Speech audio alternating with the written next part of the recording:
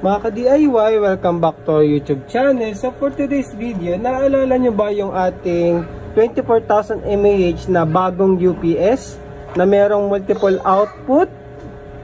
So ito nga pala, may mga nag-i-inquire, pwede ba natin siya i-charge via solar mga ka-DIY? So ang sagot po ay pwede, with minor modification. So ano ba yung modification na gagawin natin? Siyempre, buksan natin siya mga ka-DIY. Tinanggal ko na yung screws niyan. Yan. At ang minor modification na gagawin natin ay magdadagdag tayo ng buck converter mga ka-DIY. So ito ay 5 amps sa pagkakatanda ko. So ito yung gagawin nating solar charge controller. Meron tayong input ng solar panel dito at meron tayong output na ikakabit natin direkta dito sa battery. So dito sa positive side at saka sa negative side. So ito ay 2S nasa 7.2 ata to mga ka-DIY. Tama ba? 3.65 times 2. So 7.3 pala mga ka-DIY. So isa-set natin yung output niya. So madali lang naman yung wiring nito. Tapos dito pala meron naman siyang butas. Sticker lang kasi ito eh. So doon ko na pinasok yung female connector natin na pagkakabitan natin ng ating solar panel. So positive lang to, yung maliit at negative. So i-connect natin yan dito. Lagyan natin ng wire. And then ito, lagyan natin ng wire papunta naman dito sa positive negative ng battery. So ayun, simulan natin mga ka-DIY. So unahin natin kabitan ng wire mga ka-DIY yung ating solar input. So positive negative. Positive yung maiksi.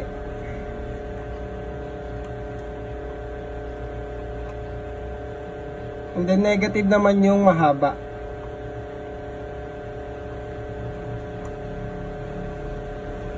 Yan, ganyan lang.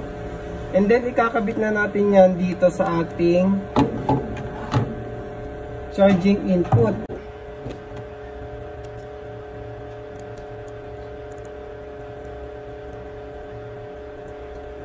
Positive dito ba? Dito, and then negative naman dito sa kabila.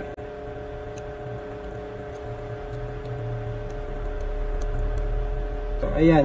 Ngayon, lagyan ko siya ng input dito para ma-set natin yung output natin dito sa 7.3 mga ka-DIY.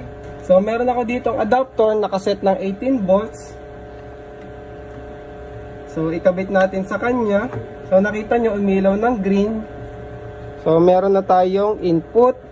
Isiset natin yung output niya ngayon sa 7.3 mga ka-DIY.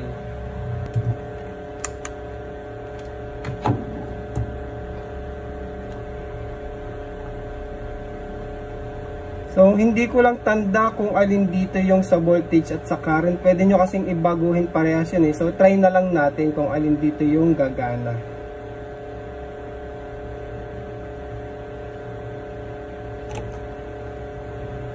So ito wala.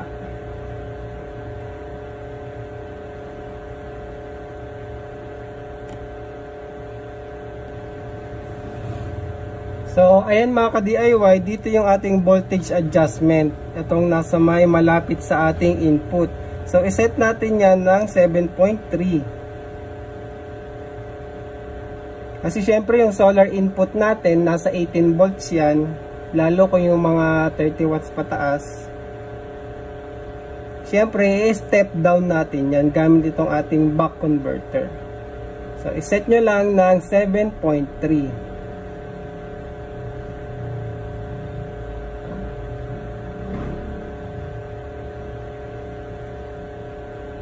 Ayan, okay na yan. May lagpas ng konti. Tapos sa current, ito kasi yung current adjustment, taasan lang natin yan. Yan. Okay lang yan. Ngayon, ikabit naman natin yung ating output sa ating battery mga ka-DIY. So, ikabit muna natin, tanggalin natin itong battery. Ay, iangat lang natin dyan. Tapos, ikabit natin yung positive at negative wire. So, positive.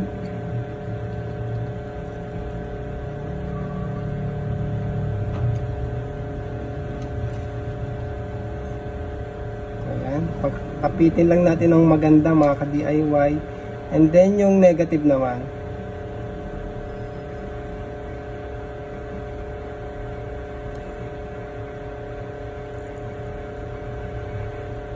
So, ayan, meron na tayong connection sa ating battery. Tapos, ikakabit na natin siya dito sa ating output ng buck converter mga ka-DIY.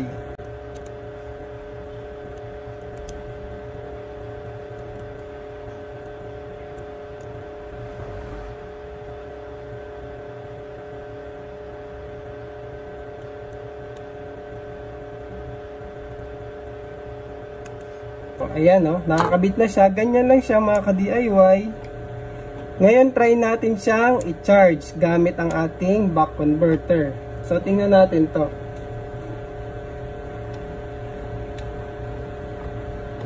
So, ayan, umilaw na siya.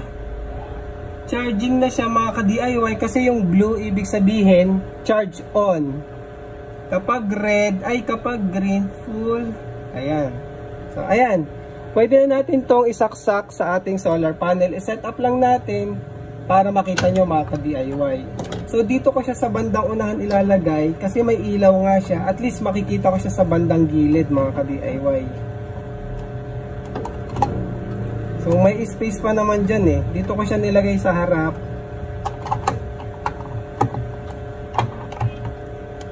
Para nakikita ko yung ilaw niya dito sa gilid mga ka-DIY. Ayun, kita nyo ba?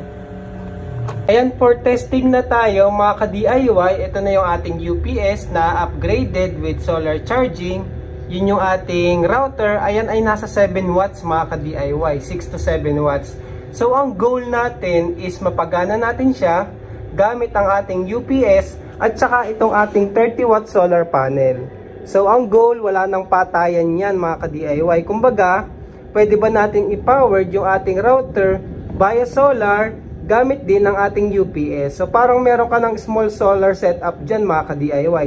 So opwesto ko lang and then i-update ko kayo. Tingnan natin. So ayan mga ka-DIY, naka-setup na yan. Nakabit na natin yung ating solar input. So ayun, yung ating solar panel na 30 watts. And extend ko yan papunta dito. Sa ngayon hindi pa charging kasi fully charged pa naman yung battery. Ayan. So ang goal natin, napapowered na ng solar yung ating router. Kasi charging ng fully charged naman yung ating battery. So tingnan natin kung hanggang magdamag iilaw pa yan or hanggang bukas ng umaga kung gumagana pa siya mga ka-DIY. Ka-DIY, ito pala, naglagay ako ng watt meter. So ito yung ating solar. Meron tayong watt meter, nilagyan ko para makita natin na nag-charge yung ating battery. So charging siya ngayon ng 18 watts. Try ko tanggalin para makita nyo. So ayun, wala na siyang wattage. So kapag sinaksak natin yun dyan, nag-charge na yung ating battery, 18 watts. At the same time, yung battery natin, pinapowered naman yung ating router. So buhay yan mga ka-DIY So ayun, siya nga pala, ang drawbacks lang ang nakikita kong hindi maganda dito kasi walang direct connection dito sa mga indicator na to, yung charge controller natin. So yung charge controller, sariling buhay lang siya, connected dito sa solar input at dun sa battery. So wala siyang paki dito. So titingnan natin kung halimbawang nalobat ba to at na-charge natin yung battery gamit yung charge controller, mag-a-update ba tong LED indicators na to ni UPS? Kasi hindi naman sila connected So tingnan natin mga ka-DIY. So ayun, update ko na lang kayo mamayang gabi. So mamayang gabi yung next update natin. Tingnan natin kung buhay pa siya. Kasi ang goal natin, ma-power ng 24 hours ang ating router. Kasi yung ganitong setup, posible na to maging piso wifi mga ka-DIY sa remote area na walang kuryente. Kailangan mo lang yung UPS at saka yung 30 watts na solar panel. So tingnan natin kung makakasurvive. Mga ka-DIY, update nga lang pala sa ating setup. Hindi ko na na-videohan kagabi kasi mga alas 3 nung nag-CR ako, buhay pa naman siya mga ka-DIY. Kaso ngayong umaga, pagising ko, patay na siya. Patay na yung ating router. So hindi kaya, hindi umabot na hindi mamamatay yung ating UPS. So yung battery capacity kasi natin hindi sumapat para mapagana niya hanggang umaga, siguro hanggang mag-charge na ulit yung ating UPS mga ka-DIY. So siguro base din kasi sa calculation ko, yung ating 20,000 mAh na battery dito, nasa 10 hours niya lang talaga mapapagana itong ating router. So kung gagamitin nyo to ng solo talaga, walang kuryente, solar lang, kailangan nating i-upgrade yung battery mga ka-DIY. Kailangan nating dagdagan, doblehin natin para at least bago siya todo malobat, nandyan na yung araw para i-charge na ulit siya. Kasi ang nangyari dito, namatay na siya kasi siguro mga alas 5, ganyan. Nawala na siya ng battery, namatay na yung ating UPS. Tapos kanina, kailangan buhayin ko pa siya ulit para mabuhay lang yung ating router. So yun yung problem natin, no? Kasi nga, hindi naman siya automatic mabubuhay kahit may solar na. Once namatay siya mga ka-DIY. Kasi yung solar charging natin, hindi naman connected dito sa circuit board ng ating UPS mismo. So ayun, siguro gagawa ko ng panibagong version naman ito. I-charge naman natin siya solar via 220 volts AC para mag-charge siya at makita natin. Tsaka try nating dagdagan din yung battery. Siya nga pala, kung gagawin nyo din to na solar setup, siguro ano lang, pwede sa ganitong setup, back up lang yung solar. In case lang nagkaroon ng sobrang habang brownout at kulang pa yung 24,000 mAh nyo dito na battery, pwede nyo siyang dagdagan ng solar panel input mga ka-DIY, just in case lang na mabitin yung inyong battery. Halimbawa, matagal na power outage yung nakaschedule sa inyo, at least magagamit nyo siya basta may solar panel kayo mga ka-DIY. So yun na lang yung magiging purpose nito. Pero yung whole setup papaganahin ng solar ay hindi kaya. Tsaka yung battery natin kulang pa. So dapat sa 7 watts na load ha mga ka-DIY. Yan naman yung typical load natin nasa 7 watts yung mga router. So tsaka ang recommended natin, base rin sa calculation ko ng router na to, dapat nasa 40 to 50 watts na solar panel. So medyo bitin din talaga yung ating solar panel. So upgrade natin sa susunod. Gawa natin ng version 2, AC charging, 60 watts na solar panel at saka dobleng battery capacity. Ayun, abangan nyo yun mga ka-DIY. Subukan natin. So yun lang para sa video na to. Maraming salamat mga ka-DIY.